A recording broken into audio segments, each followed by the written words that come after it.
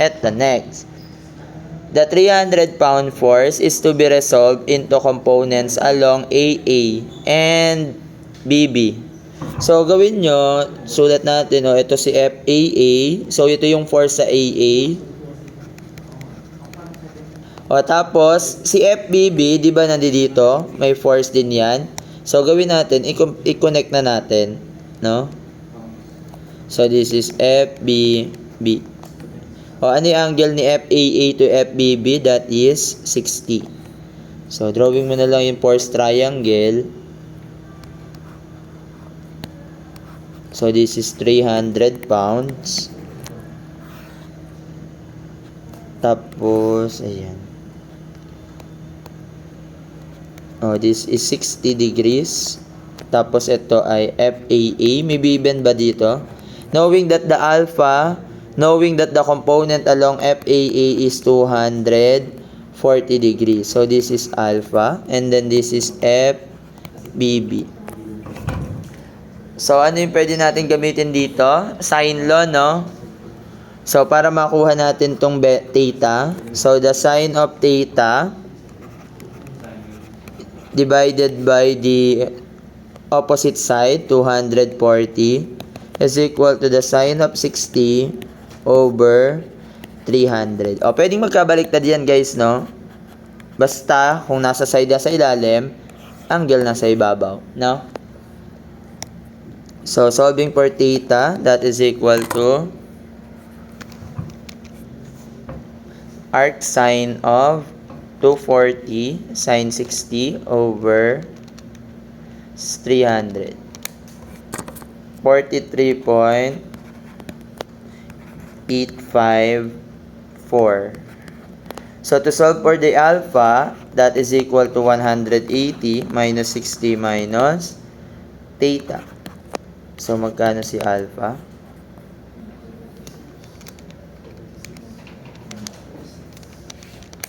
$76.15.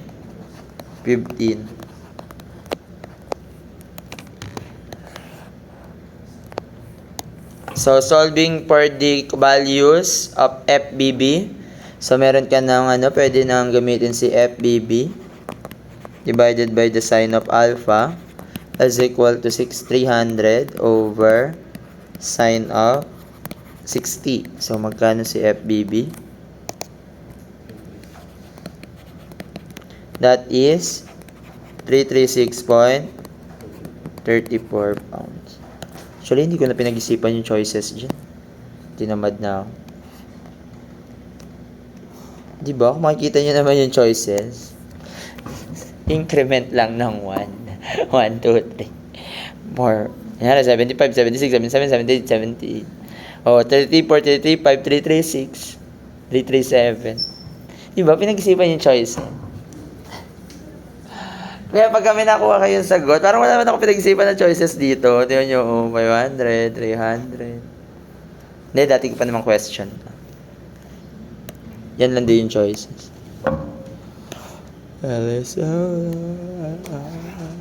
May hindi ba ako nasama sa mga parang may kulang. May isa akong hindi nailagay na problem. Sabi ko, nung ginagawa ko, may feeling ko may kulang akong problem na hindi ko nailagay. Yung yung non-concurrent, yung kunwari hinahanap may location ng resultant from point O, hindi ko na naisama yun. Yung non-concurrent na.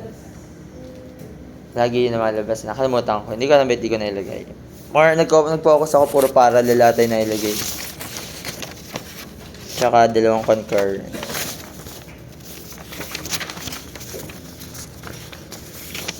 Kapag na-perfect na lahat ng yung assessment ko. Bakit hindi? Saan kayo na mali? At tingin nyo, anong problem? Yung the hexagon. Okay, hexagon. Yung bilog, hindi naman yan naman dito.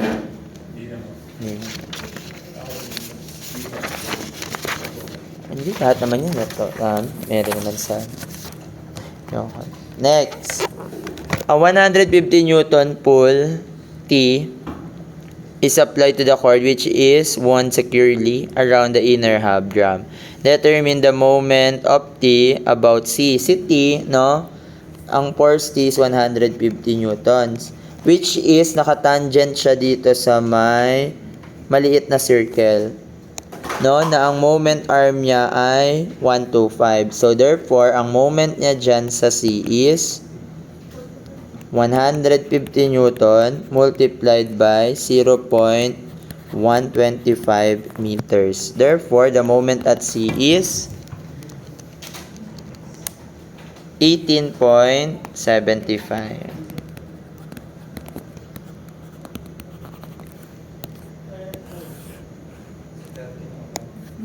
Next, at what angle should the angle of theta to be applied so that the moment about the contact of point P is 0? Ibig sabihin, yung force P na yan, no, magpapas yan dito. Yan, hindi lang halata. Ayan. So, this is the force P, no, which is a force tension pala, rather. Ayan. Tapos, meron tong components, no? So, hindi natin alam yung theta niya. So, this is T cosine of theta, which is equal to 100. Magkano? 150. Tama?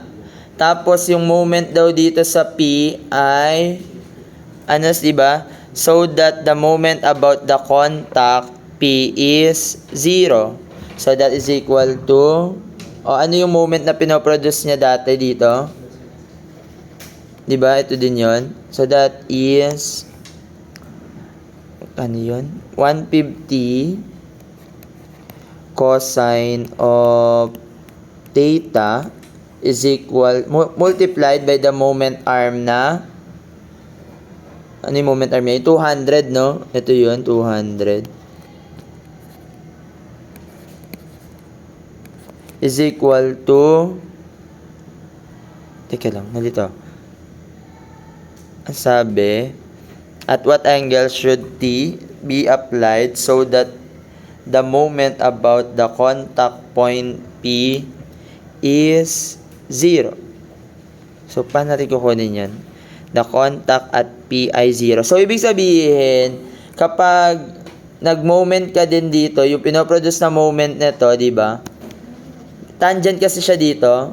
Yung pinoproduce na moment nito, T na yun dito, equal din yun dito sa, magsi-0 naman yung moment niya dito. Tatama yung force din sa T.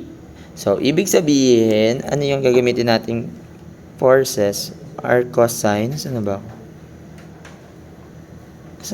At what angle should the force? Dapat equal. Ibig sabihin, yung T, yung 150 multiplied by the moment arm na 125 is equal to the 150 cosine of theta multiplied by 200. No? Ibig sabihin, no, yung moment dito, di ba may pinoproduce tayong moment dito na T cos times yung moment arm na to, 125. Kahit hindi na natin sulat yan. Ito din yun, di ba? Tapos, yung ito, syempre, yung tension na yan, tatama yan dito sa point P, no? Kasi nga, magpo-produce ng 0 yung moment, no?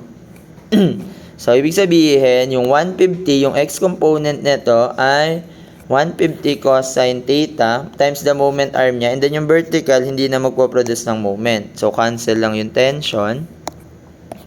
So, magkano si cosine theta? So, cosine theta is equal to 125 over 200. So, magkano si theta? R cosine of 125 over 200. 51.318 degrees.